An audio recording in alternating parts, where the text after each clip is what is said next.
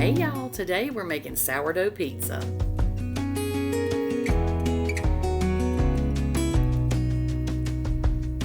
Okay, so I took my starter out the night before, took it out of the refrigerator, fed it, so the next morning it is ready for me to bake with. So get your scale out, put your bowl on there, make sure you zero it out, and then you're going to use 125 grams of your starter. My starter is super thick, so I'm going to speed this up just a little bit for y'all so you're not sitting here watching me try to get starter out of a jar all day, okay? Like I said, it's super thick and it takes a minute. She takes a minute to come out of there.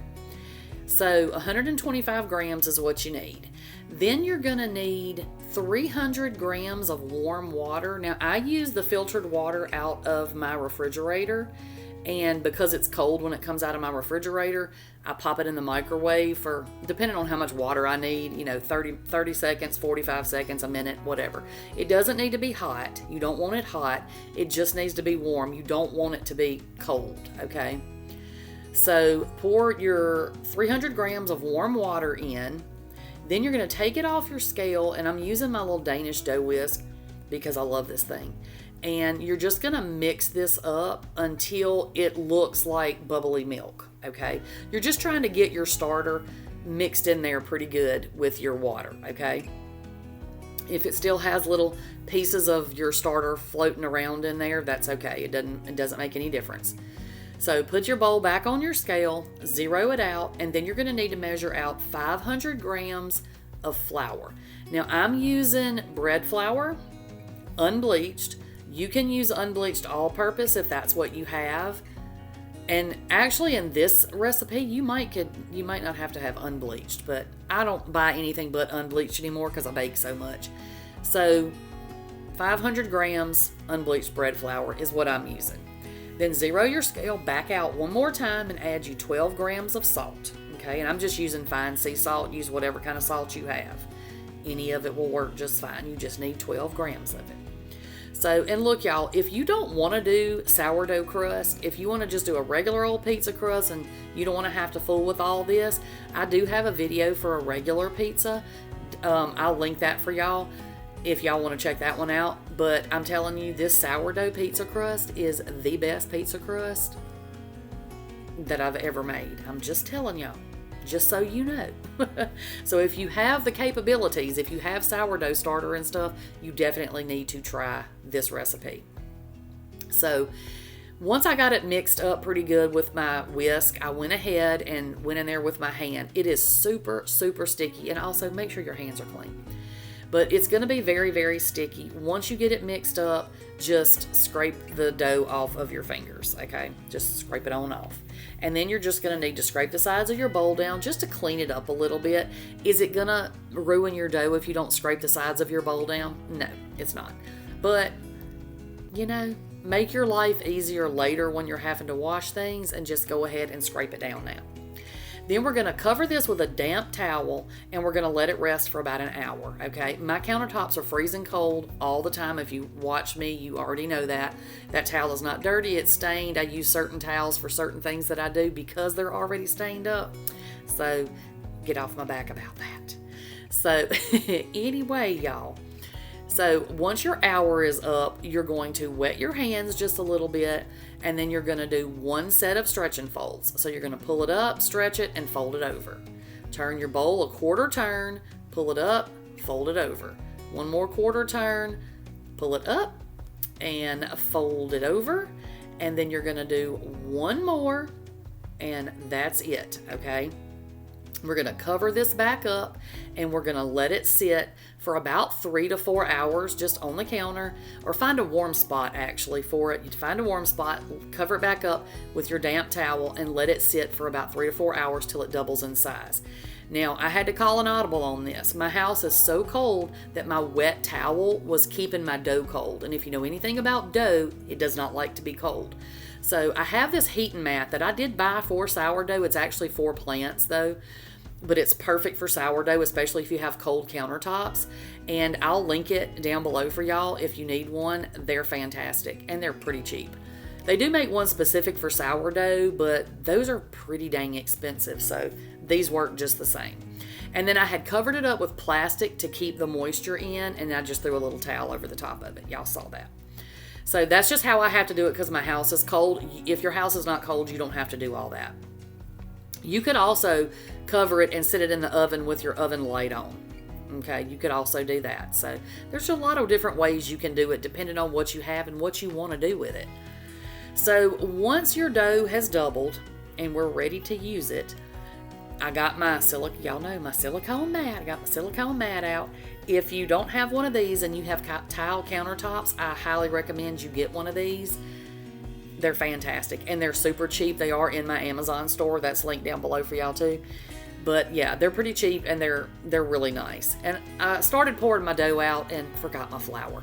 You know, it's me. What are you going to do? So anyway, once I got my little flour down there, I'm just pulling my dough out of the bowl and we're just going to plop that right on out, okay?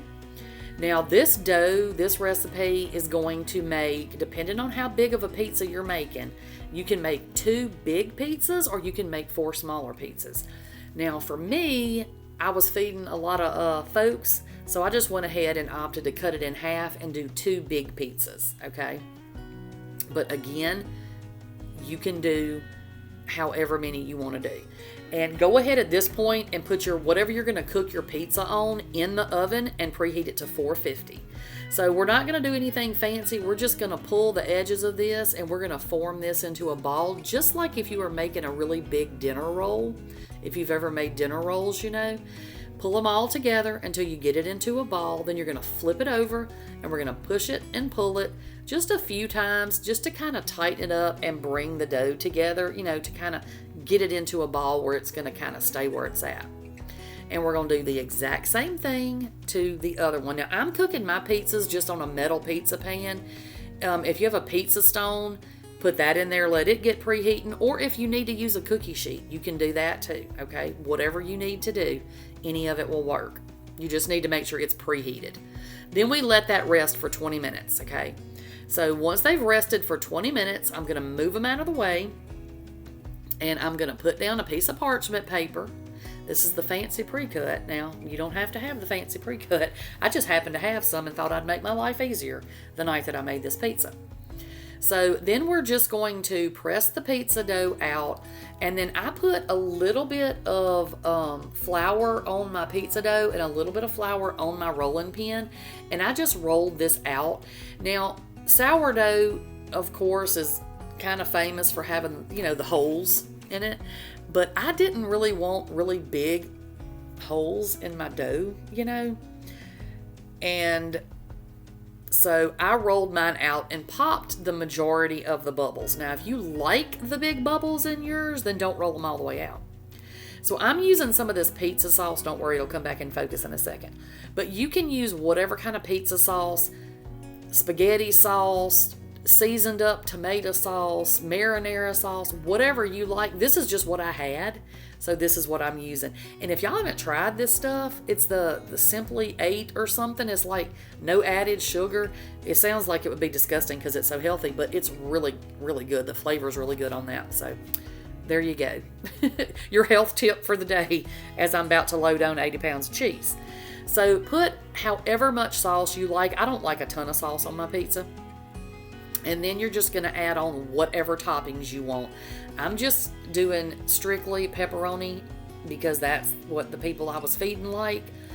But you can put whatever. You can put sausage, you can put Canadian bacon, whatever you want to put on here. Whatever kind of vegetables, bell peppers, onions, mushrooms, whatever. I just put some cheese and some pepperonis on mine, okay?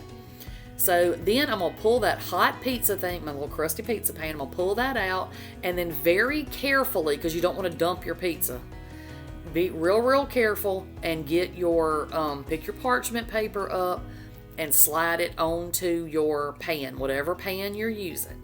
Just like I said, see, I'm having to readjust just a little bit, but you don't want to put it together on the pizza pan because then your pizza pan's going to cool down, your dough's going to start to get sticky, you know it's going to be a mess. So put it together on your parchment paper and then transfer it over onto your pan. Then you're going to bake this. It took mine about 15 minutes, but start checking it after about 12, depending on your oven, you know. So it's 450 degrees Fahrenheit for about 13 to 15 minutes. And I'm just checking to see if my dough was done under the bottom. And as you can see, we do have some of those signature sourdough holes there in the crust. This crust is somehow light and fluffy and chewy and crispy around the edges all at the same time. If you've never had sourdough pizza crust, you have got to give this a try. I don't know what kind of sorcery this is, y'all, but it is some good stuff. All right, that is all I've got for y'all today, and I'll catch y'all on the next one.